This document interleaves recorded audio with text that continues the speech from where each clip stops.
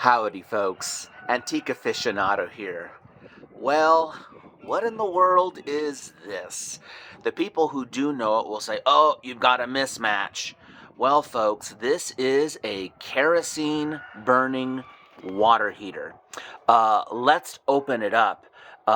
Again, like with my other Coil water heater, the wood one, I used to use this. And to add on to the previous story, I had this next to the wood burning water heater, and I had these systems where I could work them independently or connect them and heat the same tank with them. Let's open this door so that you can take a look. Yeah, folks, look at all those awesome coils. I just think it's awesome.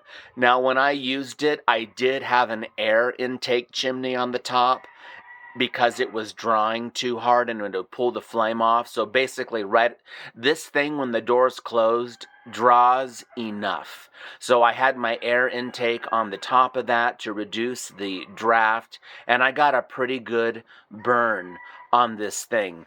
Let's take a look here. Some might say you've got a mismatch. Well, when I found this, it was missing the kerosene tank, and I couldn't find one online to match these. So I decided to just use an old Perfection stove kerosene tank, and it worked. And basically, to get this plunger to stay in a little bit, I would just use this pipe cap at the bottom of the cannon here, and that would do the job.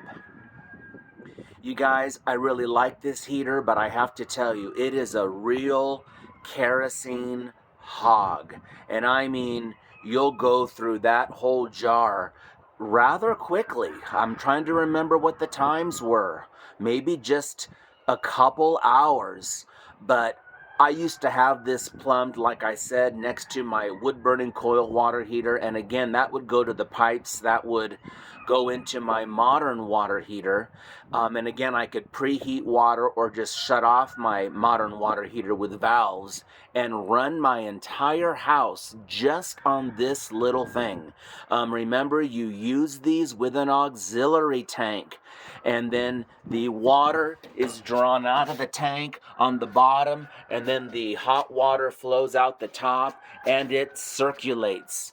Watch the other video to understand how that works. Anyways, I've got more to show.